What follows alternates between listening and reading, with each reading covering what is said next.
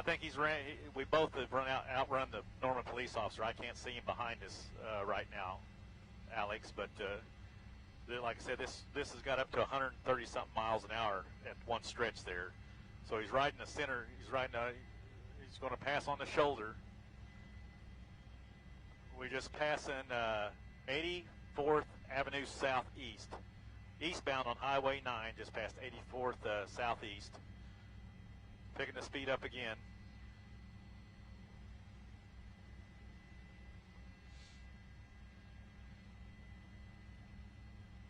So again, I don't know if you've received any information yet, Alex, on that person that was either jumped out or pushed out of the car. But would like to find out the condition of that person and what that person's tie to this driver is right now. Okay, we got two police officers way up in front with their lights on Highway 9 here. So he's coming eastbound on Highway 9 past Oak Ridge Drive, still traveling at a very high rate of speed, starting to pick it back up again. Pretty fast. We're probably well over 100 miles an hour right now. Okay, we got cops here. Let's see what the avenue we're going to pass. He's slowing down. See what he does. What do we got there? 108th Avenue Southeast. Okay, he can't decide. Okay, he saw the flashing lights. Got a police officer. Okay, OHP shut him off from going back westbound. So he's now on 108th Avenue Southeast from Highway 9. We got OHP again in pursuit. Two OHP cruisers. We got Norman. So that may be why the Norman police officer backed off there, as he let OHP take over the pursuit there, Alex. But right now we are stretching it out again at a pretty high rate of speed on 108th Avenue Southeast from Highway 9. So now we're getting in a real rural area. There are homes here, but it's a small, narrow two-lane road. You can see the OHP officer coming up on him pretty quick there.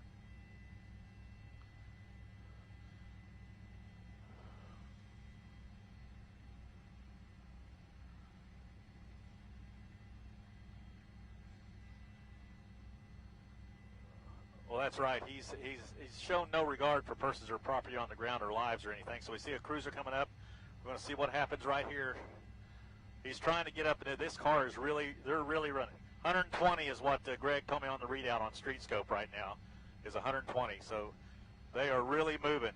And this, I don't know what this person is wanted for, Alex, but he is definitely not wanting to be caught, by no means. So what road are we passing right here? We're passing Post Oak Road, southbound 108. Okay, we got up. Let's see what he does. He's in position. There, he took him right there in the car. Oh, there we go. He did a pit maneuver right there.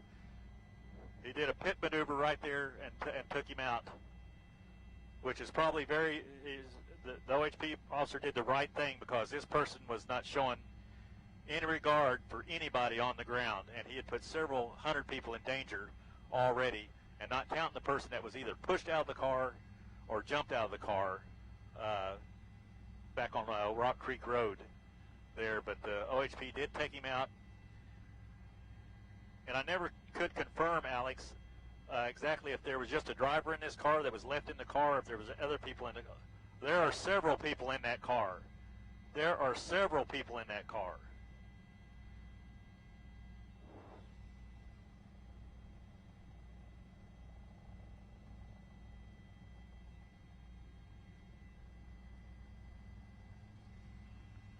Were wanted for.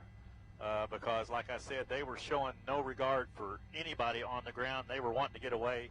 And like I said, I don't know if the one person was pushed out of the car, or that person just decided that they'd had enough. They didn't want to be along with this ride and jumped out of that car. But what a dramatic ending here. And the OHP officer did a fantastic job of picking the right point and the right time to get this car and get it stopped. We were reaching speeds at one time of up to 130 miles an hour. Coming eastbound on Highway 9. We hit 120-something miles an hour coming down this small two-lane road on 108th Avenue Southeast, when the OHP officer got up on him and was able to do the pit maneuver and stop this in its tracks, because I just feel that this would have came to a horrible ending here with a head-on crash somewhere, Alex, at the rate of speed we were traveling.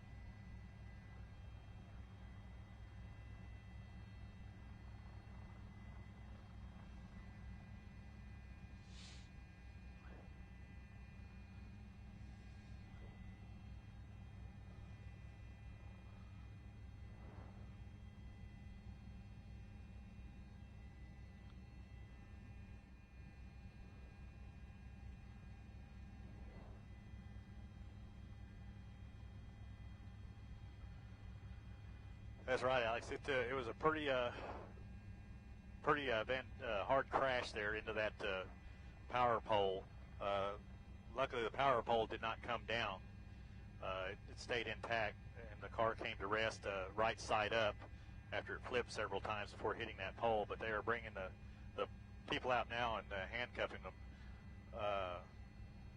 Like I said, I don't know if any sustained injuries. I can't believe that there's not some injuries in that because that was a pretty dramatic crash. But again, the OHP officer made the right move at the right time, did a picture-perfect pit maneuver, and